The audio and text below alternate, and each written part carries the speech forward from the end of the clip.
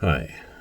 In a previous video, I called out an interview between Tyler Johnson, the head pastor at Redemption Church and all of its campuses, and another pastor about race and racial reconciliation. I called it out because I felt that it was something that needed to be simply publicly aired, that was not likely to get much public airing or much dissemination through his own congregation unless it were called out. Why is this such a big deal? This doesn't seem all that destructive. It's just a difference of opinion. This concern about what's called systemic racism from the beginning has been meant as a tool to say that whatever remedy, short of destroying the system, whatever remedy you might lay claim to, does not address the true root of the problem. So if you say, I'm personally not a racist, then the person says, right, but your family was, or but your money was. It was gained by ill-gotten racist gains. And if you say, I actually was raised in poverty, I did not have a bunch of money, I had to earn my way through life, then they'd say, well, you don't understand that you were treated differently because of your race, and so you had opportunities that were not given to other people. So if you say, I promise you, I had no leg up at any point in my life, I was treated equally with other people, you could even have a life experience that is in fact one of oppression, and they'd say, actually, though you personally did not necessarily benefit from this racist agenda, nonetheless, the system as a whole treated you differently or treated people like you differently in such a way that you had a more comfortable advancement in life than those of a stated victim group. If you try to even push beyond that, they will say to you that in fact the entire founding of the country was based on racist principles to support racism, such that the nation itself is constructed to foster racism and to support racist outcomes. What can be done with that? The only thing that can be done is to disassemble the structures that all of society is in fact built upon. Now, if this were true, it would not be totally unreasonable to claim that you must take down the entire system if the entire system is in fact fostering racist outcomes as an actual systematic consequence. Therefore, one must ask the question, is this in fact true? And if it is true, then again, this is revolutionary and would require incredibly dramatic corrections to change the course of the system that is racist. On the other hand, and this is what is so crucial about having this discussion in the open, if systemic racism is not a real thing, then it is hard to imagine a worse, more poisonous agenda to teach young generations. Because if you grow up believing that the entire system is built to hold you down, then you enter life and continue through life with a couple of things on your shoulders. One is a resentment toward entire classes of people who are deemed to be your oppressors, no matter what you actually personally experience with them. And number two is the belief that no matter how hard you try, no matter how sincere your efforts, you will be held down, and therefore any effort to succeed personally, any effort to overcome that oppressive system is effectively going to be futile. So you create individuals who are fatalistic throughout their entire lives about groups of people interacting and about their personal success. It's incredibly destructive. The question about whether systemic racism is real is answerable. But it is only answerable through honest and deep investigation into the history of the country, into race relations through the course of history, not merely at any given moment. and through a question of what happens when people live similar lifestyles in America, even if they're of different groups, different races, whatever. These questions have been answered many times by scholars and by academics who are very respectable. However, anybody who does not answer this question in the affirmative, that there is systemic racism throughout America, is completely ignored or dismissed with the phrase Uncle Tom. I don't want to dismiss somebody just because they don't agree with a prescribed agenda. Therefore, I would ask passionately that you consider the scholarly work of a number of individuals who do not simply bow to the common political correct consensus. And I'm just going to list a few of them because they can be located and read quite easily. And it would be very valuable to consider opinions that are outside of the common, what are called leaders of these victim groups, who are given quite a lot of airtime, and replace anybody who would see things from a different perspective. So a few of those individuals are Thomas Sowell, who is, I believe he's 90 years old now, but still kicking, thank God, and has done incredible research. I mention his age because he has done decades and decades and decades of research and has created incredible scholarly works, columns, a huge, huge trove of resources on this very topic.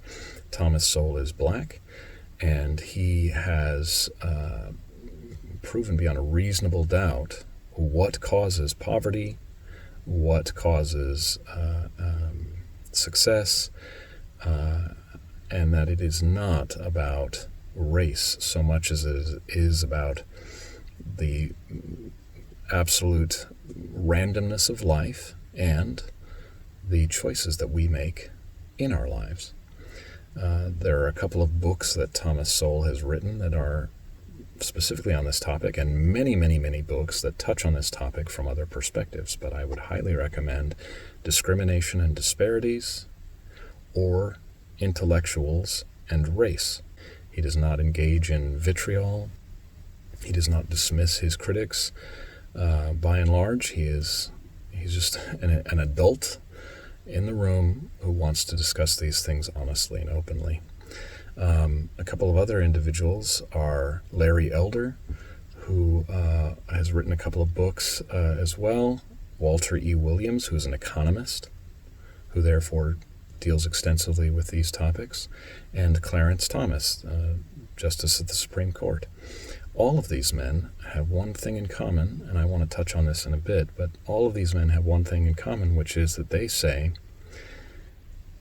racial assumptions about oppression and about struggles in life and systemic racism and so on do not solve any personal problems. But on the other hand, what does, and all of these men assert this unequivocally, what changes your life for the better is not assumptions about race, but hard work and setting aside any resentment that helps you to avoid personal responsibility. That's their attitude towards life.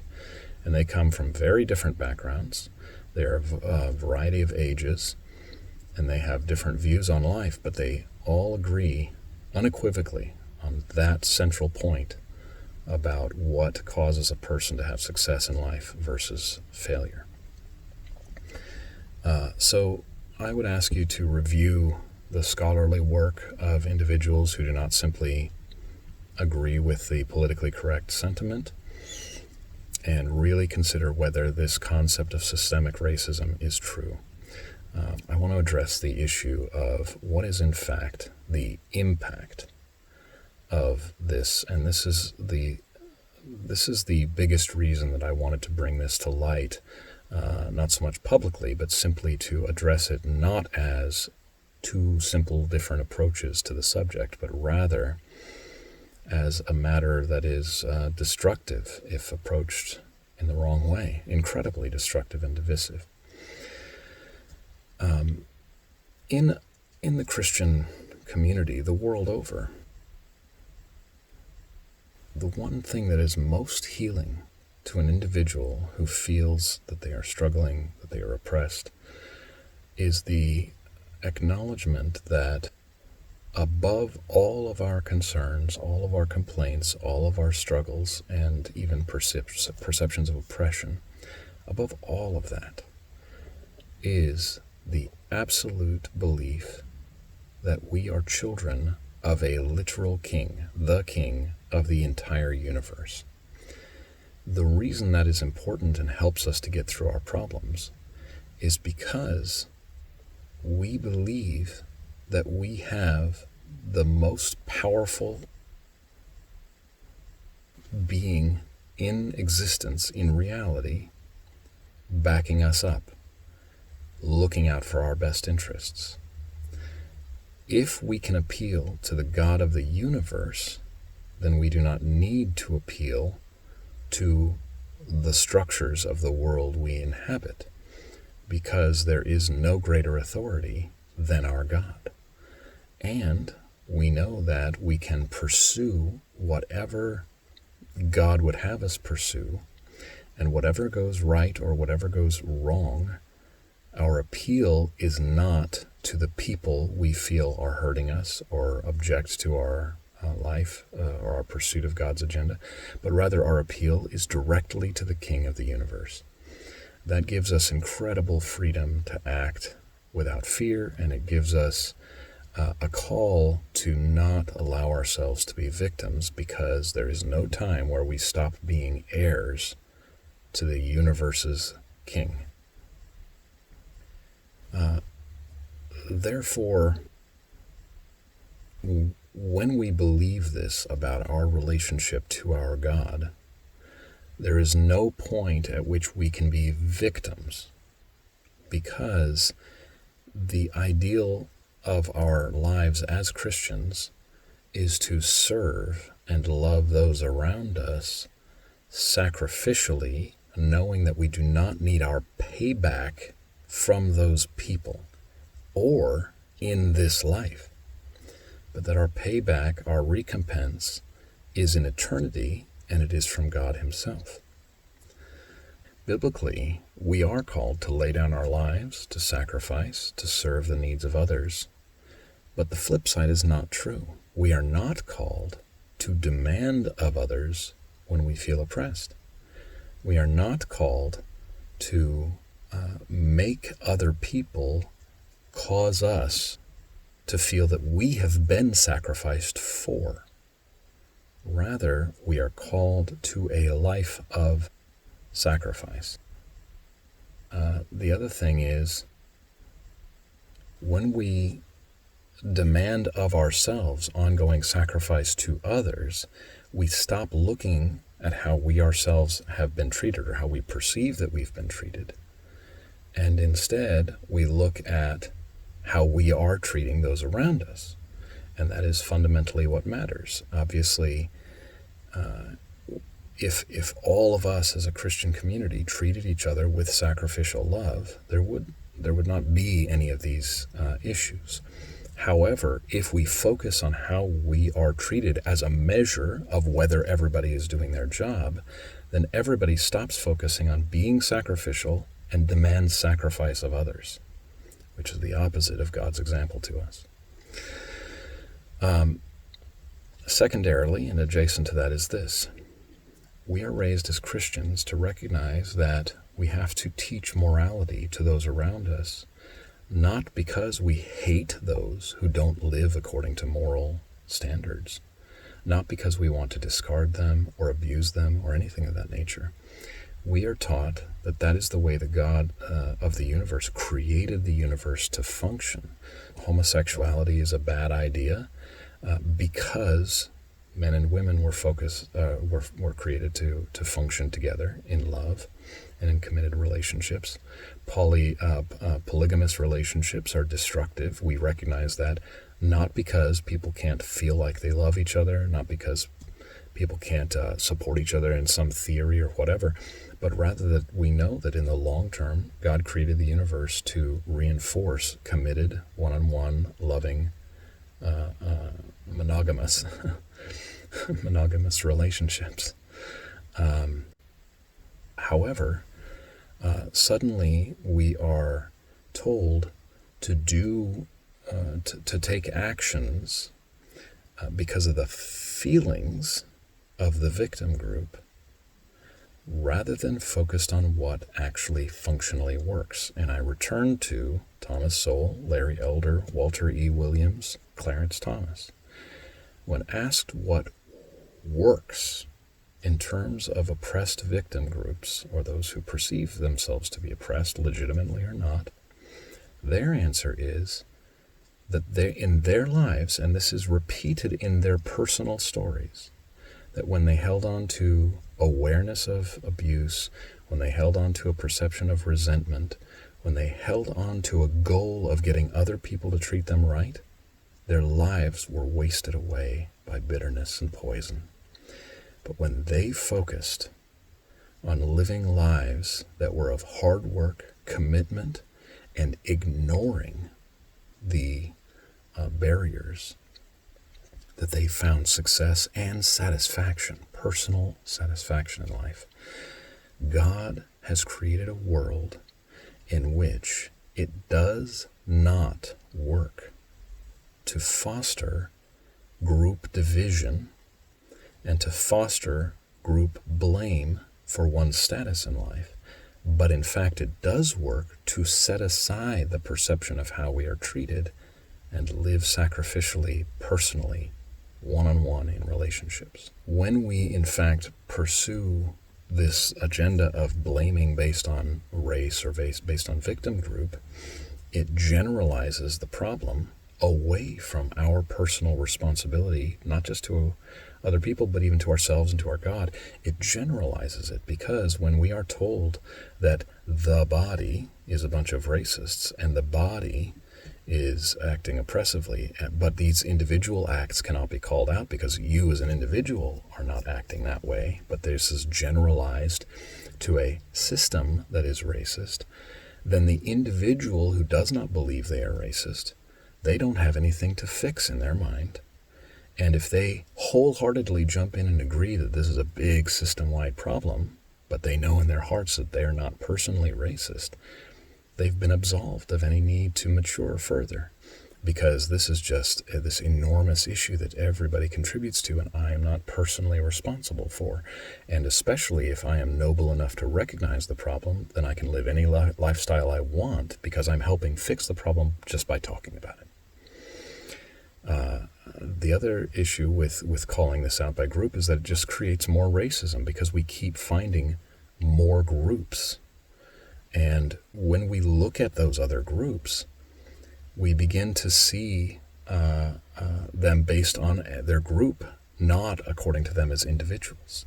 So it fosters racism. It fosters a sense of not who are you to me or who are you in our community, but rather what group do you belong to and therefore what blame do I assign you. The last thing is it incentivizes identifying ourselves according to some sort of group so that we can identify ourselves as victims. Because if this group over here can find victimhood status and therefore be entitled to other people's money, other people's property, other people's setting aside their standards for how we're supposed to live, then if I can identify as some sort of victim group that's been oppressed, then I get other people's money, I get other people's property, I get other people's overlooking whatever I do in my life. It does not do the things that are godly, which is to say it does not unite. Obviously, when you begin focusing on whether a group is identified as a victim group and therefore oppressed and so on, your focus in life is about divided groups. It does not love, because when you identify people based on their victim group and whether they are oppressed or not, then you begin to look at people in the groups that they belong to as to whether they are an enemy of your cause or they are your friend. That's not possibly loving.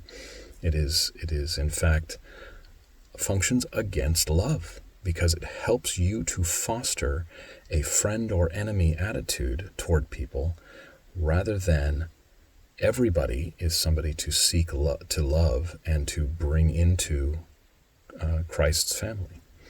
And lastly, it absolutely does not solve the problem, because as I said earlier, when you pursue this belief in what's called systemic racism, every step that you personally try to take to prove or to be not racist, you are told that in fact the problem is far deeper, and it keeps going deeper. Even if I earlier alluded to the fact that people claim America itself was founded on racist principles that promote racist outcomes, even if we were then to undo the American founding, they can absolutely step back further and claim that Western civilization itself is based on racist privilege, racist presumptions, and fosters racist outcomes.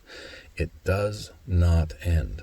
And the solution that is vaguely sought keeps getting broader and broader and broader until entire swaths of humanity and history must be wiped out in order to theoretically correct this systemic problem. So, again, we look at what it is that actually works in the body of Christ. When we want to help somebody as Christians, we have to reach out to them personally. They have to be in a community that is small enough to hold them accountable personally, to be in relationship with them, to be in the mud, in the gutter with them. The solution is not to tell them that they are oppressed by a system and that oppression cannot be solved unless the system is undone. Not to increasingly go macro and claim that this is a global phenomenon that can only be corrected on a global scale through social action, but rather to return to our roots as a church, wherein we have committed, personal, intimate relationships that we can hold each other accountable in, because we know each other. And we don't say that just because you're a member of a group, you're not guilty, or just because you're a member of a group, you are guilty. But rather that I don't see you as belonging to a group except the group that is the body of Christ, or the group that needs to become part of the body of Christ. And both of those are me knowing and loving you personally and drawing you into closer intimacy so that we can encourage each other to goodness. The opposite of that is ongoing destructiveness by giving people a sense of fatalism about whether their effort can even be effective, and a sense of division because everybody gets grouped together according to what group they belong to and whether they're allies or enemies, and endless division based on endlessly newly occurring groups that are victims that can then be that can call other people to pay for their suffering. Pursue the classic original effort of the body of Christ to love one another personally, intimately, so that we can lift each other up personally. I hope that it explains and helps.